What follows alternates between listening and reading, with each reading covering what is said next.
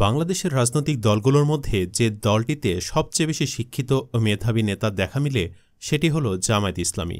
আর জামায়াত ইসলামীর অঙ্গ সংগঠন হল বাংলাদেশ ইসলামী ছাত্র শিবির। ছাত্র শিবির শুধু একটি রাজনৈতিক সংগঠন নয়, এটি একটি মেধাবী ছাত্রদের সংগঠন। ছাত্র শিবিরের মূল উদ্দেশ্য হচ্ছে ছাত্র সমাজকে ইসলামী আদর্শে শিক্ষিত ও চরিত্রবান নাগরিক হিসেবে গড়ে তোলা এবং ইসলামী রাষ্ট্র প্রতিষ্ঠার জন্য জনমত তৈরি করা।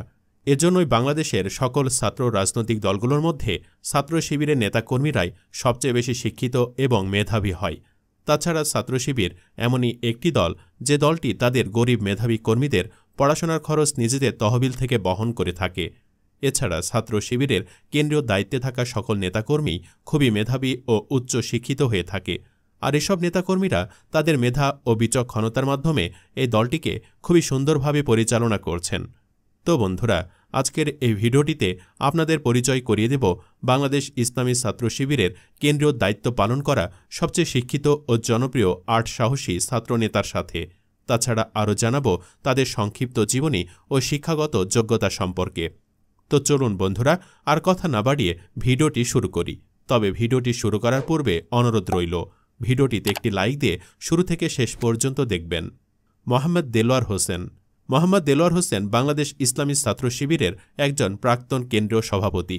তিনি 2012 থেকে 2014 সাল পর্যন্ত এই দায়িত্ব পালন করেন।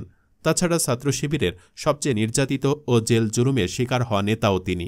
দেলোয়ার হোসেন 1982 সালের 15ই মার্চ ঠাকুরগাঁও জেলার সৈয়দপুর গ্রামে জন্মগ্রহণ করেন। তিনি শালের হাট সরকারি প্রাথমিক বিদ্যালয়ে তার শিক্ষা জীবন শুরু করেন। এখান থেকে 5ম শ্রেণী শেষ করার পর তিনি বালাপাড়া উচ্চ বিদ্যালয়ে ভর্তি হন। সেখান থেকে 1998 সালে তিনি কৃতিত্বের সাথে এসএসসি পরীক্ষায় উত্তীর্ণ হন। এরপর তিনি ঠাকুরগাঁও সরকারি কলেজে তার উচ্চ মাধ্যমিক পড়াশোনা শুরু করেন। বিজ্ঞানের ছাত্র দেলোয়ার হোসেন কৃতিত্বের সাথে 2000 সালে এইচএসসি পরীক্ষায় উত্তীর্ণ হন। এরপর তিনি উত্তরবঙ্গের শ্রেষ্ঠ বিদ্যাপীঠ রাজশাহী বিশ্ববিদ্যালয়ে রসায়ন বিভাগে ভর্তি হন।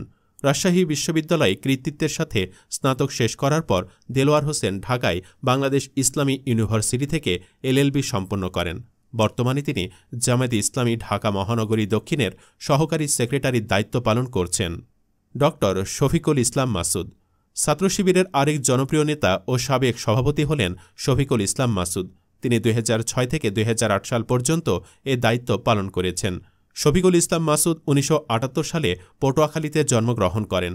ছাত্র জীবনে তিনি খুবই মেধাবী একজন ছাত্র ছিলেন। 5ম শ্রেণীতে ট্যালেন্টে পুলে বৃত্তি ও জেলায় প্রথম স্থান লাভ করেন তিনি।